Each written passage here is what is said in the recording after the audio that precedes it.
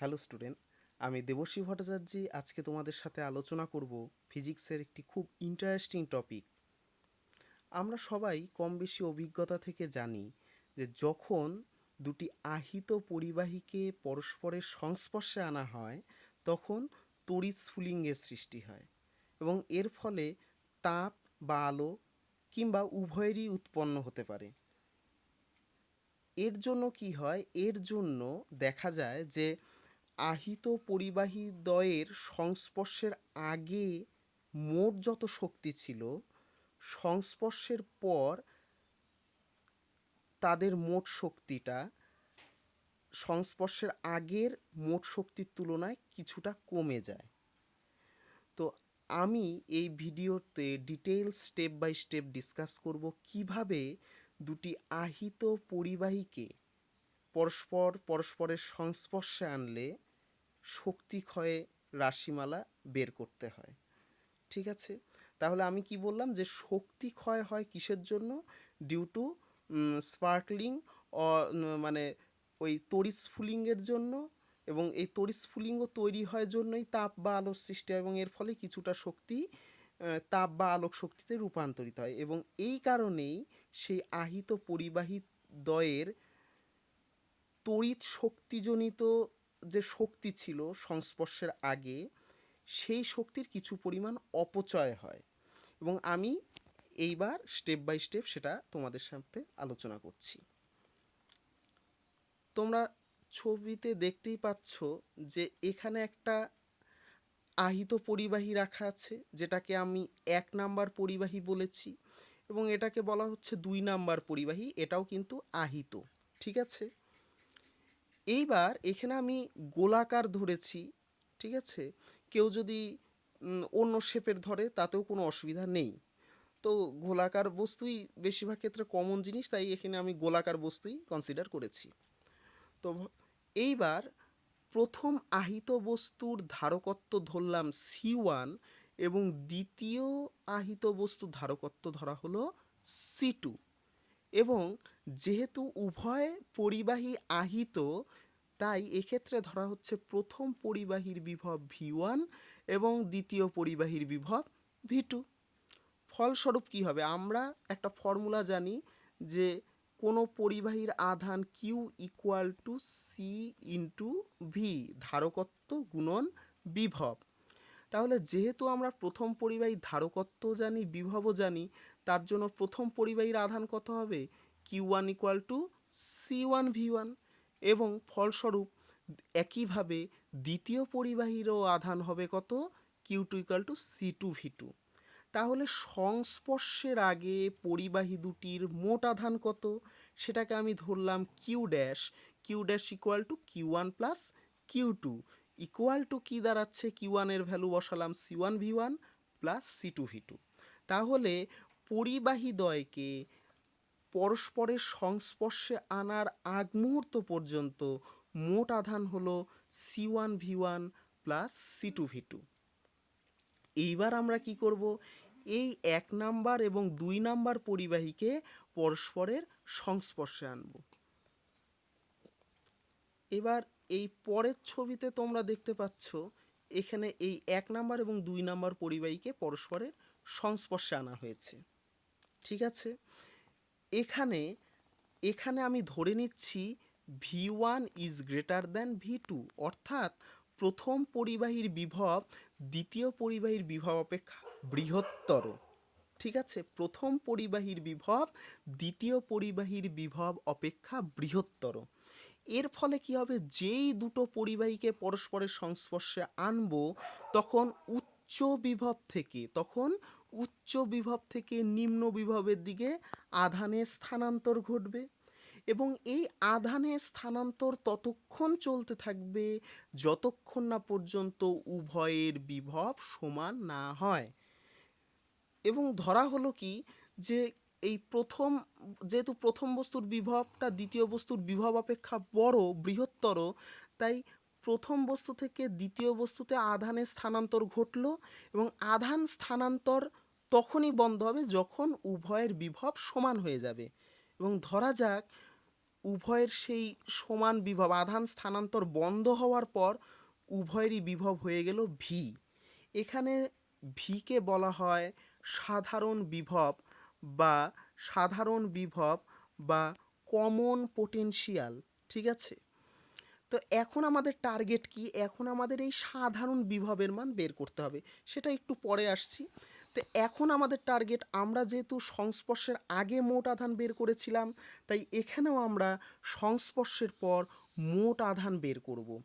তাই সংস্পর্শের পর পরিবাহী দুটির মোট আধান, সেটাকে ধরলাম Q double dash equal to প্রথম বস্তুর আধান যোগ দ্বিতীয় বস্তুর আধান, অর্থাৎ কিউ ওয়ান যোগ কিউ টু।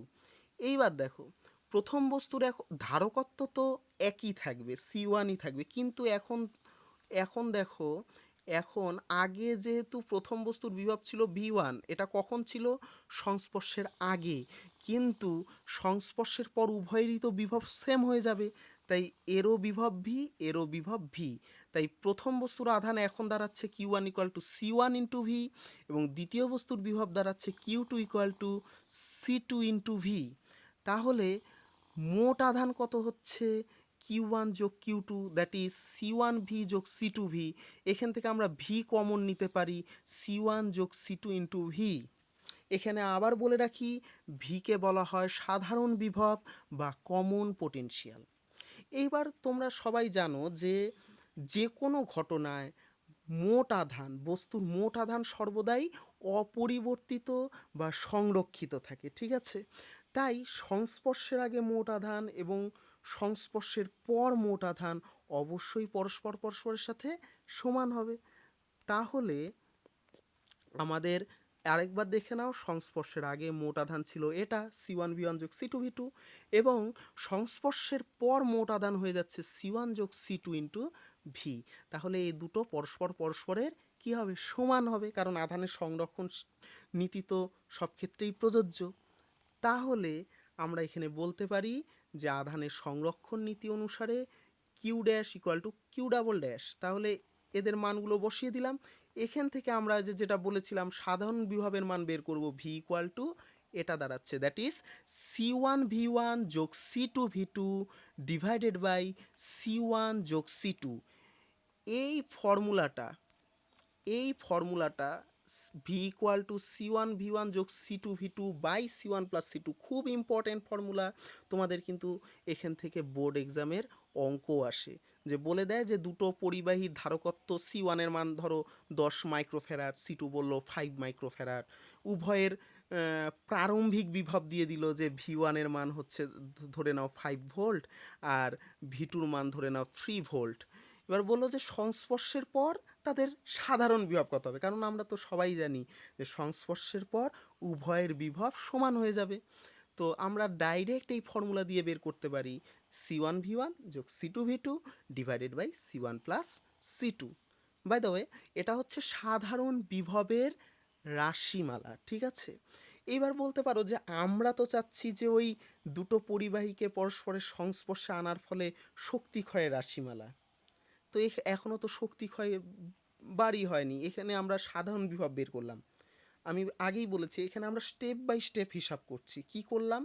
যে না, প্রথমে সংস্পর্শের আগে পরিবাহীদ্বয়ের মোট আধান বের করলাম।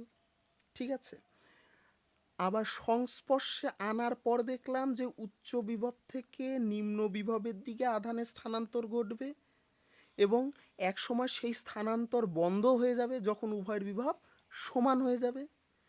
ঠিক আছে, এবং তখন যখন উভয়ের বিভব সমান হয়ে যাবে, সেই বিভবকে তখন বলবো সাধারণ বিভব, এবং সেই সাধারণ বিভবের মানও বের করে ফেললাম। ঠিক আছে, অর্থাৎ এত কিছু যে করলাম, এই আগের আধান, আগে মোট আধান, তারপর সংস্পর্শের পর মোট আধান, এগুলো সবই করলাম কিন্তু এই সাধারণ বিভব বের করার জন্য। ঠিক আছে, ঠিক আছে, এইবার আমরা করব কি? আমরা তো শক্তি ক্ষয় বের করব, কারণ যখনই পরিবাহীদ্বয়কে পরস্পরের সাথে সংস্পর্শে আনা হবে তখনই তড়িৎ স্ফুলিঙ্গের ফলে কিছুটা এনার্জি লস হবে। কিসের জন্য? তাপ শক্তি বা আলোক শক্তি রূপে, কারণ তখন কিছুটা তাপ বা আলোক শক্তিতে পরিণত হবে ওই স্থির তড়িৎ স্থিতি শক্তিটা। তাই আমাদের টার্গেট হলো প্রথমে ওদের মোট শক্তি বের করা, আর পরে সংস্পর্শের পর যখন আধানের স্থানান্তর বন্ধ হয়ে যাবে, মানে ইকুইলিব্রিয়াম কন্ডিশনে চলে যাবে, তখন ওদের মোট শক্তি বের করা। ঠিক আছে? তাহলে সংস্পর্শের আগে এখন দেখো, সংস্পর্শের আগে মোট শক্তি কত আমরা সবাই জানি। যে যদি কোনো পরিবাহীর ধারকত্ব C1, সরি আমি একটা আরবিটারি ভ্যালু নিচ্ছি, যে যদি কোনো পরিবাহীর ধারকত্ব সি হয়, বিভব ভি হয়, তাহলে তার শক্তি হয় স্থিত W equal to half CV square. ঠিক আছে? তাহলে যেহেতু সংস্পর্শের আগে প্রথম পরিবাহীর ধারকত্ব বিভব ছিল V1, আর ধারকত্ব তো অলওয়েজ C1 থাকবেই সংস্পর্শের আগে আর পরে, কারণ ধারকত্বটা ডিপেন্ড করে জেনারেলি সাইজের উপর। ঠিক আছে?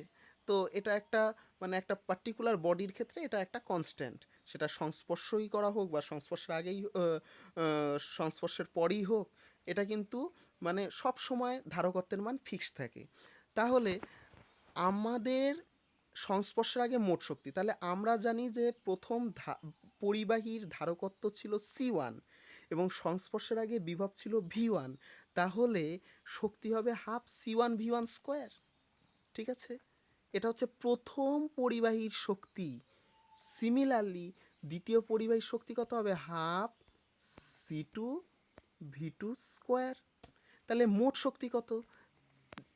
যেহেতু শক্তি স্কেলার রাশি, তাই সিম্পল যোগ হয়ে যাচ্ছে সংস্পর্শের আগে মোট শক্তি। আচ্ছা, এইবার সংস্পর্শের পর মোট শক্তি। এইবার দেখো মজার জিনিস, যে সংস্পর্শের পর একটা সময় তো ওদের বিভব দুইজনেরই সমান হয়ে যাবে। তার জন্য তখন শক্তি কত হবে? প্রথমটা শক্তি হবে হাফ C1, এখন ভি স্কোয়ার নট V1, কারণ এখন তো উভয়ের বিভব সমান, তাই প্রথম পরিবাহীর শক্তি হয়ে যাবে হাফ C1 ভি স্কোয়ার এবং দ্বিতীয় পরিবাহীর শক্তি হয়ে যাবে হাফ C2 ভি স্কোয়ার। ঠিক আছে? তাহলে মোট শক্তি কত হবে? এবার যদি তোমরা এটা যোগ করো, এই দুটো রাশি যদি যোগ করো, হাফ ভি স্কোয়ারটাকে কমন নিতে পারি আমরা। এই যে দেখো, হাফ ভি স্কোয়ারটাকে একবারে আমি কমন নিয়েছি, ভিতরে থাকবে C1 প্লাস C2। এইবার মজার জিনিস, যে সাধারণ বিভবের মান কত সেটা কিন্তু আমি আগের পেজেই আলোচনা করেছি, তার জন্যই তো অত কিছু ছিল, যে প্রথমে পরিবাহীদ্বয়ের মোট আধান বের করব, তারপর সংস্পর্শের পর ওদের মোট আধান বের করব, তারপর সমান করে দিয়ে তারপরেই তো ওদের সাধারণ বিভব আসলো। কি সাধারণ বিভব আসলো? V equal two C1 V1 যোগ C2 V2 divided by C1 plus C2। এই বিভবের মানটা, এই সাধারণ বিভবের মানটা এখন আমরা এখানে বসিয়ে দিব। ঠিক আছে? এই বিভবের মানটা এখানে বসলো, তাহলে উপরেও হোল স্কোয়ার, নিচেও হোল স্কোয়ার। এবার দেখো, এটার সাথে একটা এটা কাটবে, তাহলে নিচে পড়ে থাকবে C1 প্লাস C2, বাট উপরে কিন্তু হোল স্কোয়ারই থেকে যাবে, আর হাফ হাফের মতোই থাকলো। ঠিক আছে? তাহলে সংস্পর্শের পর পরিবাহীদ্বয়ের মোট শক্তি বের করে ফেললাম। ঠিক আছে? এইবার শক্তি ক্ষয়। শক্তি ক্ষয় কিভাবে হয়? আমরা বলেছি যে আগেই তো শক্তিটা মোট শক্তি বেশি থাকবে, কারণ সংস্পর্শের পর কিছুটা শক্তি তো লস হয়ে যাবে তাপ শক্তি আর আলোক শক্তি রূপে। তাই সংস্পর্শের আগে মোট শক্তি ই ড্যাশ মাইনাস সংস্পর্শের পর মোট শক্তি ই ডাবল ড্যাশ। ই ড্যাশের মান কত ছিল? এটা ছিল, দেখো তোমরা, আমি ছোট করে দিচ্ছি। এই যে দেখো, সংস্পর্শের আগে মোট শক্তি এটা ছিল, এবং সেটাই ই ড্যাশের জায়গায় বসিয়েছি আমি। মাইনাস ই ডাবল ড্যাশ, সেটা কোনটা? সেটা এই যে এই এক্সপ্রেশনটা, সেটা এখানে বসানো হয়েছে। একদম সিম্পল হিসাব। এখন তোমরা বিয়োগ করে দিলেই হয়ে গেল, এবং এই বিয়োগটা একটু ভালো করে করতে হবে, কারণ ক্যালকুলেশনটা একটু বড়। এখান থেকে দেখো প্রত্যেকের মধ্যেই হাফ একটা আছে, তাই হাফটাকে কমন নিচ্ছি। ঠিক আছে? হাফ কমন নেওয়ার পর আমি একবারে C1 প্লাস C2কে লসাগু হিসাবে করে নিলাম। তাহলে কি হবে? তিনজনের মধ্যে, তিনটা টার্মের মধ্যে যোগ বিয়োগ হচ্ছে, তাই কি হবে? এখানে তো ছিল C1 V1 স্কোয়ার, তাই C1 V1 square into C1 plus C2। এখানে ছিল C2 V2 স্কোয়ার, তাই C2 V2 square into C1 plus C2। আর মাইনাস, তাহলে যোগ বিয়োগের নিয়ম অনুযায়ী এটা উপরেরটা যেমন ছিল তেমনই থাকলো। এইবার এখানে তোমরা ধীরে ধীরেও হিসাব করতে পারো, আমি একটু স্টেপ জাম্প করেছি, কিছুই না। এখানে দেখো এটার সাথে প্রথমটা গুণ করলে কি হয়, C1 স্কোয়ার V1 স্কোয়ার। এবং তোমরা এখানে একটু লক্ষ্য করো, এটাকে যদি whole square A plus B whole square ফর্মুলায় ভাঙাই, তাহলে এখান থেকেও কি আসে, C1 স্কোয়ার V1 স্কোয়ার। এবং এটার আগে কি থাকবে, মাইনাস সাইন থাকবে। তাহলে এই C1 V1 স্কোয়ারের সাথে এই C1 V1 স্কোয়ার কেটে যাবে। ঠিক আছে, এইবার পড়ে থাকলো কি, পড়ে থাকলো হচ্ছে এইবার দেখো তারপরে কি পড়ে থাকবে, এটার সাথে এটা গুণ করলে কি হয়, C1 C2 V1 স্কোয়ার। এটা থাকলো, কিন্তু এটা থাকলো, এটাকে কিন্তু কাটার কোনো উপায় নেই। এইবার দেখো এখান থেকে, সরি, এখান থেকে দেখো এইটুকু যদি গুণ করি তাহলে কি হয়ে যাচ্ছে, C2, সরি একটু দাঁড়াও, এখান থেকে কি হয়ে যাচ্ছে, এখানে হয়ে যাচ্ছে প্রথম টার্মটা হবে গুণ করে C1 C2 V2 স্কোয়ার। ঠিক আছে, আর তারপরে হবে C2 স্কোয়ার V2 স্কোয়ার। এবং এটাও কিন্তু কেটে যাবে, কারণ এখান থেকেও হোল স্কোয়ার করলে একটা C2 স্কোয়ার V2 স্কোয়ার পাবো আমরা, এবং তার আগেও নেগেটিভ সাইন থাকবে, এটাও কিন্তু কেটে যাবে। ঠিক আছে, আর এখান থেকে একটা টার্ম বেঁচে থাকবে, সেটা কত, 2C1 C2, হ্যাঁ, V1, সরি আমি নতুন করে লিখছি, এখান থেকে যে টার্মটা মানে মাঝখানের টার্মটা square plus 2AB plus B square, ওই 2AB টার্মটা যেটা বাঁচবে সেটা হলো 2C1 C2 V1 V2। ঠিক আছে, আর এই দিক থেকে প্রথম টার্ম থেকে বাঁচলো কোনটা, সেটা বাঁচলো হচ্ছে C1 C2 V1 স্কোয়ার। আর এখান থেকে যেটা বাঁচলো সেটা হলো, সেটা হলো C1, এটাকে আমি এখানে দেখাচ্ছি, C1 C2, ঠিক আছে, একটু লেখাটা খারাপ হচ্ছে, V2 V2 স্কোয়ার। ঠিক আছে, তাহলে দেখো এই যে তিনটা টার্ম বেঁচে থাকবে, প্রত্যেকের মধ্যেই কিন্তু কমন জিনিস থাকলো C1 C2। ঠিক আছে, তাই আমি এখানে C1 C2 কমন নিলাম, তাহলে প্রথম থেকে পড়ে থাকবে V1 স্কোয়ার, এখান থেকে পড়ে থাকবে V2 স্কোয়ার, আর এখানে যেহেতু মাইনাস থাকবে, এই টার্মটার আগে মাইনাস, তাই -2 V1 V2 এখানে থাকবে। ঠিক আছে, তাহলে তাহলে আমি এখানে একবারে স্টেপ জাম্প করেছি, তোমরাও করতে পারো। তাহলে C1 C2 divided by C1 C2, C1 plus C2 এটাকে আলাদা করে রাখলাম, আর এটা A minus B whole square formula অনুযায়ী হয়ে গেল V1 মাইনাস V2 তার হোল স্কোয়ার। এটাই হলো শক্তি ক্ষয়ের রাশিমালা। ঠিক আছে, এবং যেহেতু আমরা ধরেছি V1 is greater than V2, প্রথমেই ধরেছিলাম, তার জন্য অবশ্যই ডেলি মানে শক্তি ক্ষয়টা গ্রেটার দ্যান 0, মানে সত্যি সত্যি এখানে শক্তি ক্ষয় হচ্ছে বোঝা গেল। এবং সেটাই তো আমাদের বাস্তব অভিজ্ঞতা, যে দুটো আহিত পরিবাহীকে পরস্পরের সংস্পর্শের ফলে তাপ বা আলোক শক্তি রূপে কিছুটা শক্তি লস হয়। এবং সেই লসের ফর্মুলাটা কত, ভালো করে দেখে নাও, ডেলি equal to half C1 C2 by C1 plus C2 into V1 minus V2 তার হোল স্কোয়ার। ঠিক আছে, এই হলো আজকের এই আমাদের এইটুকুনি। ভালো লাগলে ভিডিওটা অবশ্যই লাইক করো, আর চ্যানেলে নতুন হলে সাবস্ক্রাইব করো। ধন্যবাদ।